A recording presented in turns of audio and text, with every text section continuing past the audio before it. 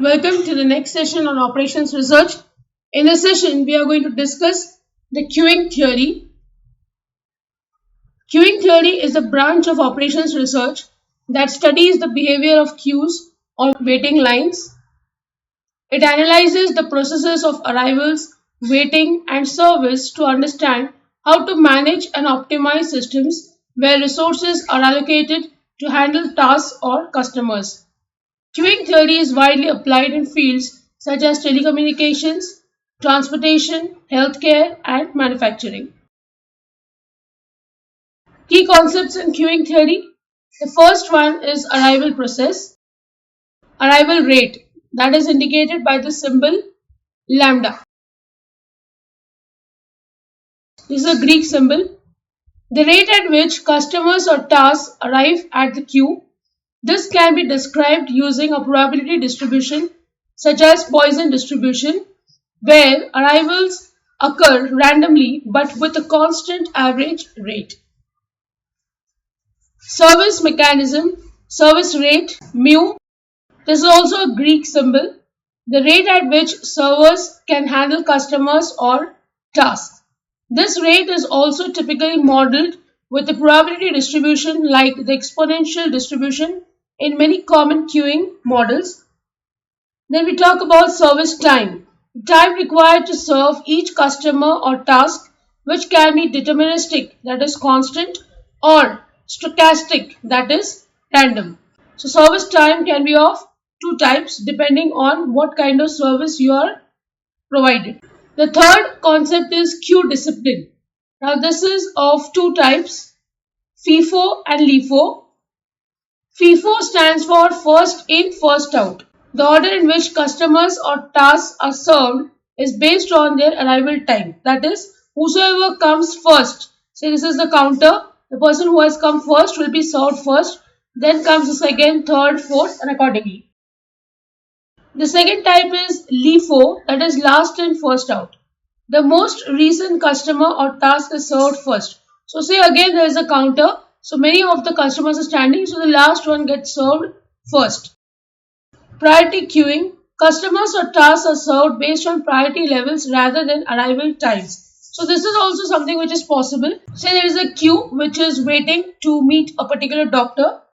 Say the doctor is a cardiologist and a particular patient comes in at the fourth position but is very serious because of certain health issues. So he is given service first, understanding the situation of the patient. So this is called as priority queuing.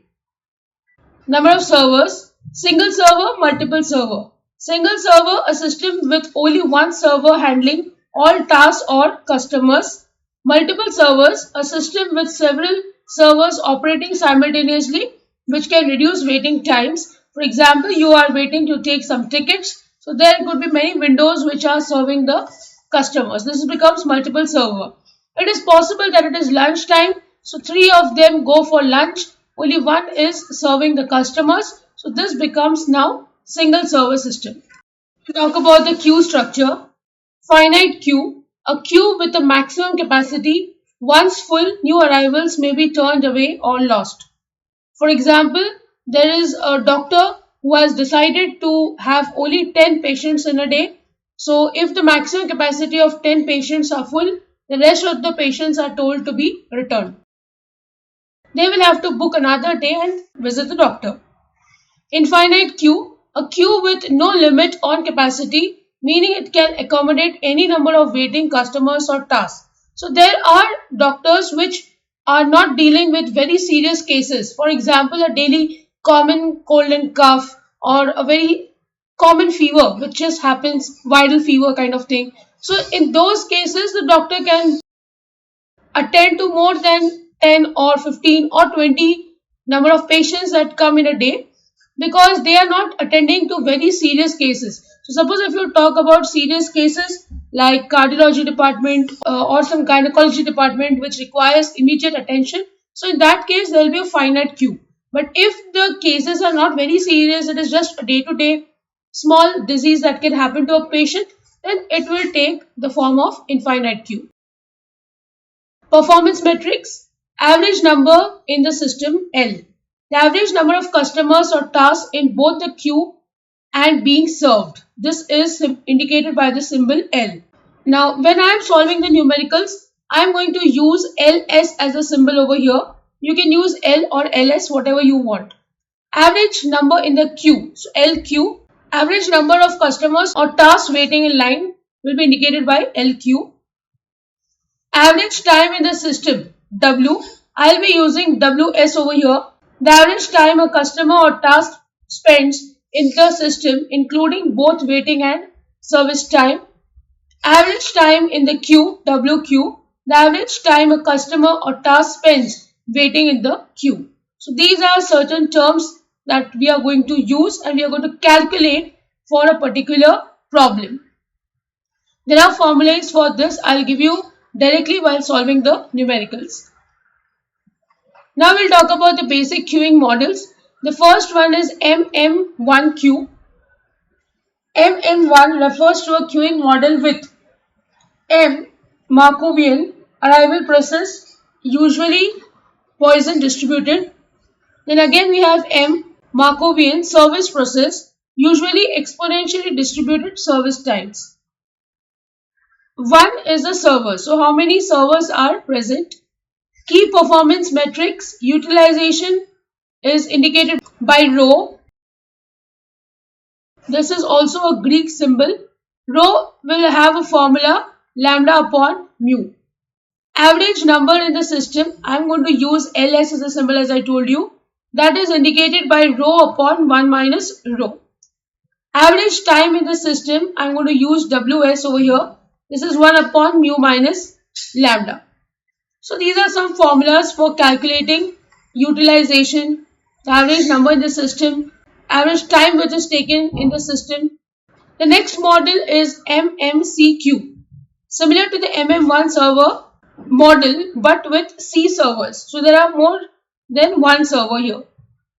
Performance metrics are more complex due to multiple servers and require use of Erlang's formulas to calculate metrics like average number in queue and waiting times. So the formulas for this model is different. The next model is MG1Q. M stands for arrival process. This will be according to Poisson distribution. G is general service time distribution. 1 is the number of servers that we have. This model accommodates any service time distribution and is analyzed using more complex formulas compared to MM1 type of model. GG1Q, G stands for general arrival process, G stands for general service time distribution, and 1 is the number of servers. This model is highly flexible but often involves complex calculations and simulations due to its general nature. Now we'll see the applications in operations research, telecommunications, network traffic management. Queuing theory helps in designing and managing telecommunication networks, including data packets in routers and switching systems. Healthcare, emergency rooms, analyzing patient flow, optimizing resource allocation and reducing wait times in hospitals and clinics. I have given you most of the examples of healthcare.